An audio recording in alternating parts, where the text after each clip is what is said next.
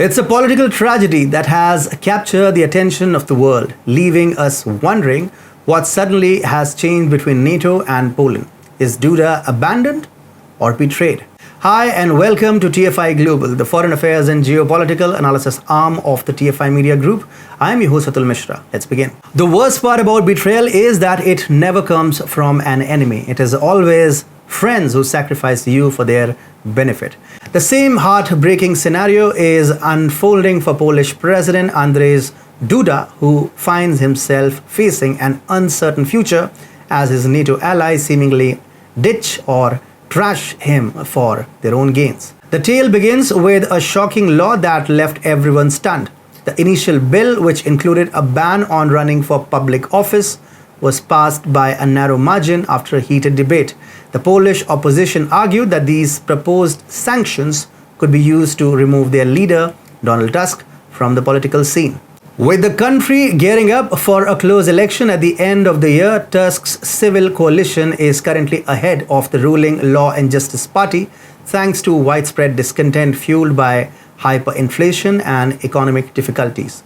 Recently, marches against constitutional violations and recent bans on rallies in support of the opposition also erupted. Moreover, the emergence of independent media outlets, self-help initiatives, and a growing political engagement signals a rise in animosity against Poland's ruling party.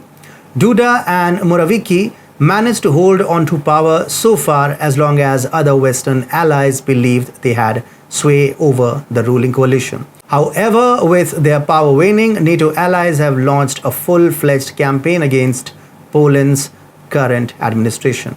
Let's start with the European Union. The European Commission has taken legal action against Poland over a new law that allows an unelected committee to bar officials from holding office if they are found guilty of acting under Russian influence. European Commission Executive Vice President Valdis Dombrovskis stated that they have agreed to start an infringement procedure by sending a letter of formal notice concerning the new law on the State Committee for Examination of Russian Influence. Furthermore, the US State Department and EU authorities have strongly criticized the law and expressed concern about Poland's democracy. It's worth noting that just months ago, US President Biden seemed to be shaking hands with Duda, but the tides have now turned. Now brace yourself for a real twist of events. The whole West appears to be passing the buck of Nord Stream sabotage onto Poland. According to an investigative report by German reporters, Poland could have been used as an operating base for an attack on the Nord Stream gas pipelines last year.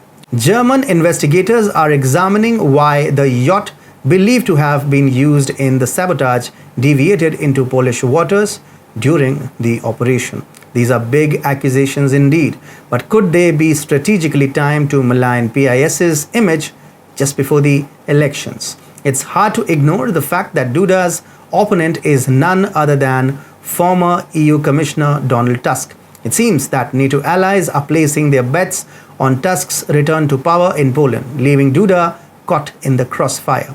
Duda, by introducing the controversial law, himself unwittingly jumped into a hellfire, and now his allies are ensuring that PIS's return remains an impossible feat. His options for regaining support are limited. Either he must backtrack on the law or take a risky pro-Russia gamble to turn the tide in his favor. Which path will Duda choose? He must now summon the courage to make a bold move. The game is on and the cards are in his hands.